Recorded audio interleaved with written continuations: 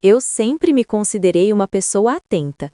Trabalho com auditoria de sistemas, então meu cérebro é treinado para notar inconsistências, pequenos erros de padrão que a maioria das pessoas deixa passar. Talvez por isso o que aconteceu há 2 anos tenha me machucado tanto. Não foi apenas o dinheiro, embora R$ 5.000 façam muita falta para quem está tentando alugar o primeiro apartamento sozinha, foi a sensação de ter sido lida e manipulada por um amador. O nome dele, na época, era Marcos. Ele tinha um sorriso fácil, usava camisas de linho levemente amassadas para parecer um corretor atarefado e conhecia cada detalhe do prédio no centro da cidade. Ele me mostrou o apartamento, comentou sobre a pressão do chuveiro e me convenceu de que havia outros 3 interessados. Fiz o depósito do calção na conta dele para garantir a reserva. No dia seguinte, o número dele não existia mais. O apartamento era um Airbnb alugado por ele por apenas 48 horas. Levei meses para processar a vergonha. Não contei para quase ninguém, nem para Júlia, minha melhor amiga desde a faculdade. Eu não queria parecer a vítima ingênua. Recuperei o dinheiro trabalhando dobrado, mas a desconfiança virou minha sombra. Corta para a semana passada. Júlia finalmente ia casar. Ela passou meses falando do Gabriel, o homem que mudou a vida dela. Segundo ela, um consultor financeiro brilhante, discreto e extremamente reservado. Ele não tinha redes sociais, o que Júlia achava um charme de maturidade. Eu estava feliz por ela. Júlia é o tipo de pessoa que vê o melhor em todo mundo, uma característica que eu admiro, mas que sempre me deixou em alerta por ela. O jantar de ensaio foi em um restaurante intimista, com luzes baixas e pouca gente. Cheguei atrasada devido ao trabalho. Quando entrei, Júlia acenou de uma mesa ao fundo. Ao lado dela, de costas para mim, estava um homem de ombros largos, vestindo uma camisa de linho azul. Meu estômago deu um solavanco antes mesmo dele se virar. Era uma reação visceral, um reconhecimento físico que o cérebro ainda tentava processar. Quando Júlia nos apresentou, o mundo pareceu desacelerar. Amiga, finalmente! Este é o Gabriel, o amor da minha vida. Ele se virou. O sorriso era o mesmo. A inclinação da cabeça, a forma como ele estreitava os olhos ao cumprimentar alguém. Ele não era Marcos, ele era Gabriel.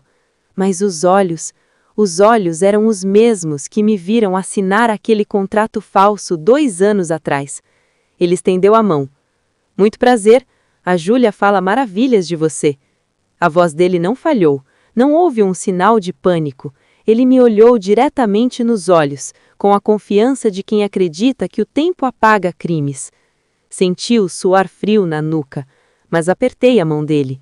Minha mente de auditora entrou em modo de defesa. Eu precisava de provas, não de um escândalo em cima da salada de entrada. Passei o restante do jantar em um estado de dissociação controlada. Eu falava, sorria e respondia às perguntas sobre meu trabalho, mas meus olhos não saíam dos detalhes. Júlia estava radiante, tocando o braço dele a cada frase. Gabriel, ou Marcos, agia como o noivo perfeito. Ele era articulado, calmo e evitava falar muito sobre seu passado profissional, sempre desviando o assunto para as conquistas da Júlia. Eu precisava de uma confirmação que fosse além da minha memória visual. Comecei a observar os objetos. No pulso esquerdo, ele usava um relógio de marca, com uma pulseira de couro levemente gasta. Eu me lembrava daquele relógio. No dia do golpe, ele o ajustou várias vezes enquanto eu lia o contrato falso. Era um modelo específico, um cronógrafo antigo que ele dizia ter sido herança de família. Na época, achei o detalhe elegante. Agora era uma evidência. Em certo momento, Júlia foi ao banheiro. Ficamos apenas eu, Gabriel e um primo distante dela na mesa. O primo estava distraído com o celular. Consultoria financeira deve ser um mercado difícil hoje em dia, não? Perguntei, mantendo o tom casual, quase desinteressado. Ele me olhou e por 1 milésimo de segundo a máscara de Gabriel oscilou. Tem seus desafios, mas o segredo é saber ler as oportunidades certas. Ele respondeu com uma ponta de ironia que só eu poderia captar. Imagino. Eu trabalho com auditoria, sabe? Meu trabalho é basicamente encontrar pessoas que tentam criar oportunidades onde elas não existem. É fascinante o que o rastro digital de alguém pode revelar, mesmo anos depois. Ele sustentou o olhar, não desviou. Foi ali que eu soube que ele sabia exatamente quem eu era. Ele não estava apenas fingindo, ele estava me desafiando. Ele acreditava que, por ser o amor da vida da minha melhor amiga, ele estava intocável. Se eu o acusasse sem provas ali, eu seria a amiga louca e invejosa que estraga o jantar de ensaio. Saí do restaurante com a cabeça latejando. Eu não podia contar para Júlia naquela noite. Ela estava em um estado de euforia pré-casamento que a tornava incapaz de processar algo tão sombrio. Além disso, eu conhecia o modus operandi de pessoas como ele. Se eu desse o alarme cedo demais, ele desapareceria com o dinheiro que a Júlia provavelmente já tinha investido nos planos do casal. Ou pior, ele a convenceria de que eu era o problema. Cheguei em casa e abri meu e-mail antigo. Procurei pela pasta de arquivos de 2024. Achei o PDF do contrato falso. O nome do Marcos era falso, o CPF era de uma pessoa falecida, mas a conta para onde enviei o dinheiro tinha um número de agência e conta. Liguei para um contato que ainda tinha no setor de segurança bancária. Eu não precisava de muito, só precisava saber se aquela conta algum dia esteve vinculada a um nome que começasse com um G. Enquanto esperava a resposta, olhei para a foto de perfil da Júlia no WhatsApp. Ela e ele, sorrindo em uma praia. Eu tinha 3 dias até o casamento. 3 dias para decidir se destruiria o sonho da minha amiga para salvá-la de um pesadelo ou se esperava ele cometer o primeiro erro no território que eu dominava, o rastro dos fatos. A resposta do meu contato no banco chegou na manhã seguinte, por volta das 10 horas. Era um e-mail curto, com o anexo de um histórico de transferências de uma conta encerrada por suspeita de fraude. O nome oficial vinculado à conta que recebeu meus R$ 5.000 não era Marcos, nem Gabriel. Era um nome composto, comum, mas o CPF batia com um registro de microempreendedor individual, MEI, baixado há 18 meses. O endereço desse MEI era em uma cidade vizinha, a apenas 40 quilômetros daqui. Passei o dia mergulhada em registros públicos. Descobri que o Gabriel que a Júlia conhecia não tinha um rastro financeiro condizente com um consultor de sucesso. Não havia imóveis no nome dele, nem veículos, nem participações societárias. Ele era um fantasma que vivia de aluguel, ironicamente, e que, nos últimos meses, vinha utilizando os cartões de crédito da Júlia como dependente. O que mais me perturbou não foi o golpe que ele me deu, mas o que ele estava preparando para ela. Júlia havia mencionado que eles estavam vendendo o apartamento dela para comprar uma casa maior, em um condomínio fechado. O dinheiro da venda, cerca de R$ 400 mil, já estava na conta dela, aguardando o fechamento do negócio que Gabriel estava intermediando. Decidi agir com a frieza de quem analisa um balanço patrimonial. Eu não podia simplesmente ligar para ela e gritar: "Ele é um ladrão!" Eu precisava que ela visse a inconsistência. Liguei para Júlia e convidei-a para um almoço rápido. Ela estava estressada com os últimos detalhes das flores. "Amiga, você tem os dados da imobiliária dessa casa nova?" Perguntei entre um gole de café e outro. "Eu tenho um contato jurídico que pode checar se o imóvel tem alguma penhora oculta. É um presente meu de casamento para vocês entrarem sem dor de cabeça." Ela sorriu, grata. "O Gabriel está cuidando de tudo, mas ele comentou que o dono da casa prefere discrição. Ele disse que o contrato é direto, sem imobiliária, para economizar na comissão." Meu estômago afundou.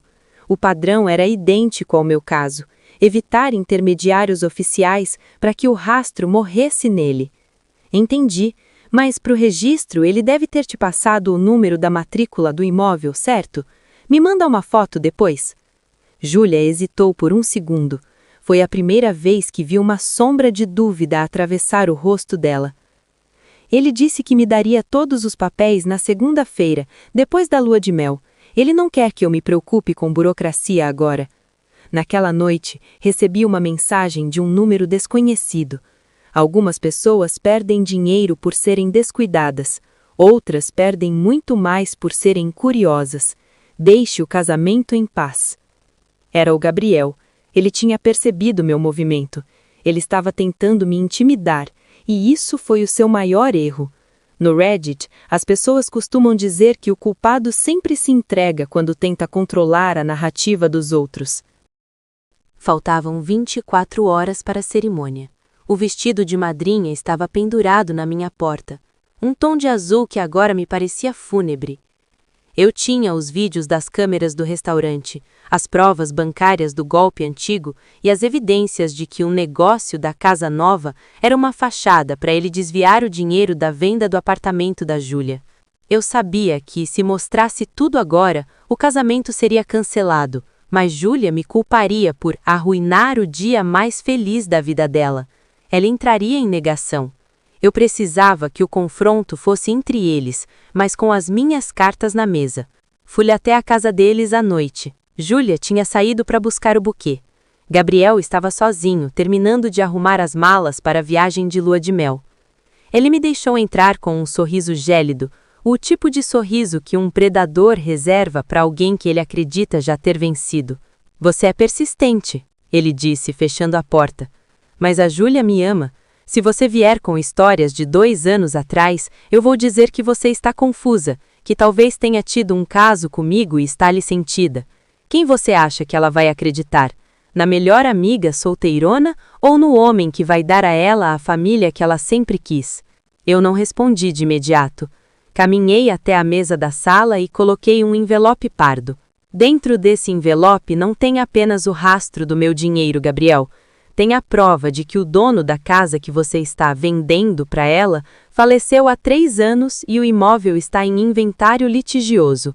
Não existe venda.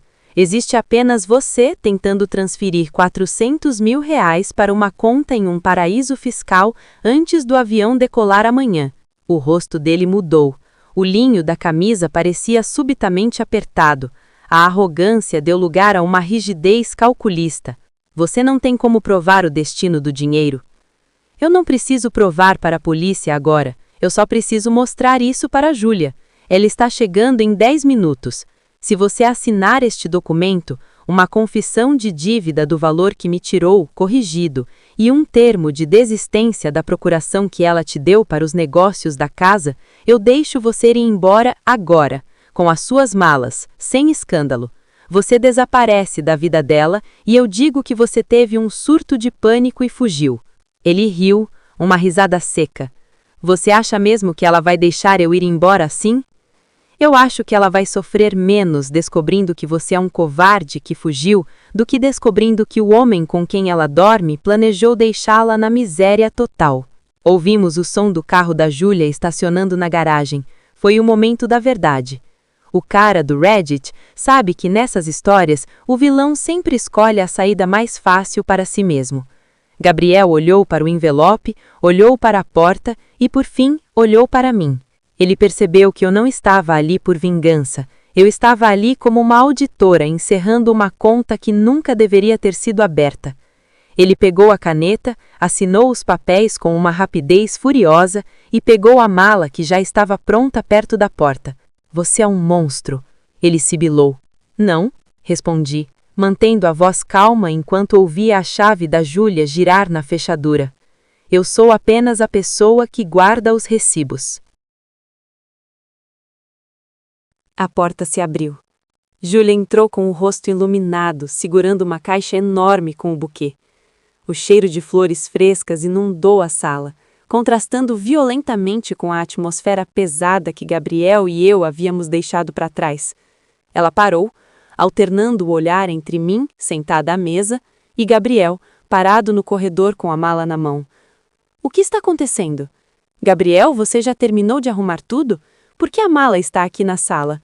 Perguntou ela, a voz subindo uma oitava, já captando a vibração de desastre no ar. Gabriel não disse uma palavra. Ele não era um vilão de filme que explica seus motivos. Ele era um oportunista que, uma vez acuado, perdia todo o charme. Ele apenas olhou para mim, um olhar carregado de um ódio frio, e saiu pela porta sem olhar para trás. O som do motor do carro dele se afastando foi o ponto final de uma farsa que durou meses. Júlia desabou no sofá. Ela não gritou. Ela apenas ficou lá, encarando o vazio, com o buquê ainda no colo como se fosse um escudo. Eu me aproximei e entreguei o envelope pardo. Não tentei abraçá-la imediatamente. Eu sabia que naquele momento o toque seria uma invasão, não um conforto. Leia quando estiver pronta, eu disse, suavemente. Mas o resumo é que ele não era quem dizia ser. Ele estava levando o dinheiro da casa, Júlia. Eu recuperei a procuração e a confissão de dívida. O dinheiro está seguro. Você ainda tem o seu apartamento. Ela levou quase 2 horas para abrir o envelope. Durante esse tempo, eu apenas limpei a cozinha, fiz um chá e esperei. Quando ela finalmente leu, a negação deu lugar a uma dor silenciosa e profunda. Ela viu o meu contrato de 2 anos atrás, viu os dados do proprietário falecido da casa nova, viu a teia de mentiras tecida com o linho das camisas dele. Por que você não me contou no jantar? Ela perguntou, a voz rouca. Porque eu precisava ter certeza de que ele não teria como virar o jogo contra você. Se eu falasse sem provas, ele te convenceria de que eu era a vilã. Eu não podia arriscar o seu futuro por um impulso meu. O casamento, obviamente, não aconteceu. No dia seguinte, passamos horas enviando mensagens curtas e padronizadas para os convidados, informando que a cerimônia estava cancelada por motivos pessoais de força maior. Júlia não deu detalhes, e eu me encarreguei de blindá-la das perguntas curiosas das tias e dos amigos em comum. O processo de cura foi lento. Houve momentos em que ela sentiu raiva de mim, não porque eu estivesse errada, mas porque eu era o lembrete vivo de que a felicidade dela tinha sido uma construção falsa. Mas o tempo, como eu sempre digo, é o melhor auditor. 6 meses depois, Júlia me ligou. Ela tinha acabado de vender o apartamento, de verdade dessa vez, através de uma imobiliária séria, e estava se mudando para um lugar menor, recomeçando do zero, mas com o nome limpo e o dinheiro no banco. Sabe o que é mais estranho?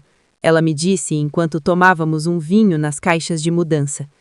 Eu sinto falta de quem eu achava que ele era, mas toda vez que fecho os olhos, lembro de você sentada naquela mesa, calma, com aquele envelope.